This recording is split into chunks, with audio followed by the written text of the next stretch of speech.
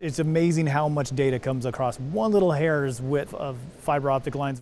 It can cover so much of the aircraft with one fiber optic line and give me more data than I ever thought I could get before. That always surprised me, how much data it could give me in such a relatively small package. Traditionally, the gold standard is called a resistive strain gauge. You use resistance of a foil, and then you bend the foil that would have compression or expansion, and then that causes a change in resistance, and then you measure the voltage change. The issue with strain gauges is they're just point measurements. If you put hundreds of these strain gauges onto the airplane, that create a bunch of antennas, and now size and weight becomes the issue, and accuracy of these sensors actually compromised if you're at a high EMI environment. So this is 18 point measurements as strain gauges, or we can also have 2,000 strain sensors on a single fiber. So that's the best comparison we like to showcase. 18 strain gauges or 2,000 strain sensors. Fiber optics is analogous to a central nervous system where the fiber will give you these high spatial density information. There's a lot of data compressed to this high spatial density area. And so in general, we like to say FOSS does strain and or temperature, but it's way more capable. It is a smart sensor. So over the years, they've been able to develop FOSS innovation projects into projects that, no kidding, will change the way we do flight testing in the future.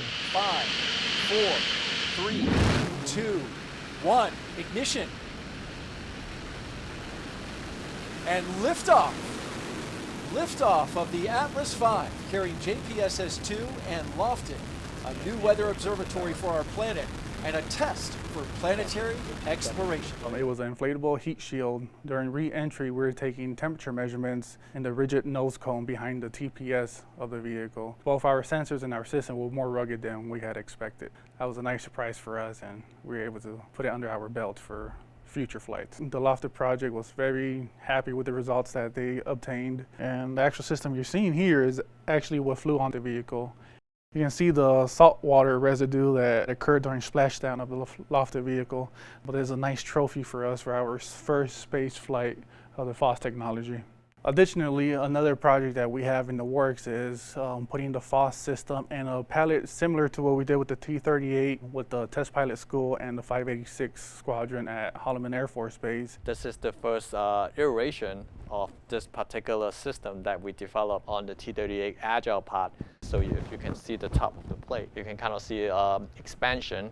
And then on the bottom, you also see a contraction. So we have a way of inducing the actuation of the cantilever beam, and also checking out the accuracy of the system, comparing the FOSS system with the resistive strain gauge in real time. Well, and that's what we're doing now. We're taking that same system and we're fully integrating it onto our T-34 for a few different other reasons. How long can this fiber last? Will the measurements degrade over time? So we do have the T-34 application where it's going to help answer those questions over a long period of time. We've shown that it works under structural environments in the lab itself. Now we're going to take it out in the airplane world. This device here hangs from the bottom of the T-34 luggage bay, and in an environment that's pretty rugged. The wheel well of the T-34 is not the quietest place or the cleanest place. The tires are going to spin and throw water and stuff all up in there. I mean, it's going to show that in a real environment, and we're going to show it's as good or better than foil gauges. I mentioned it before, taking ideas to flight is a huge part of what Armstrong is all about. In fact, that's the whole reason we are here,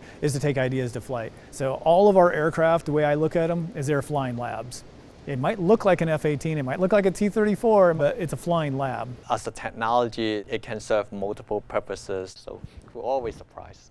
So the team has been very good about looking at all the components that actually make up the science behind it, and then deciding what are the feasibility study that would make it so that this market could use this system. There's stories of companies using the fiber optic sensing systems on crash test dummies to see the impacts or the efficiency of airbags or how safe some vehicles are. It could be used for health monitoring for bridges. That is not what we designed it for, but that could tell them when the bridge is safe and not safe. The medical industry has also looked into it as being able to help with different type of surgeries. They can tell when the person's breathing in or out and when it's the right time to operate. I would want to see FOSS as an industry standard, so you would trust the FOSS reading as you would trust the resistive strain gauge I really want to get this in the hands of the flight test engineers who are in the control room. They're going to be so much more creative than any of us are thinking about. They're going to see all the opportunities that didn't exist before to see how long the system works, but also so that we can use it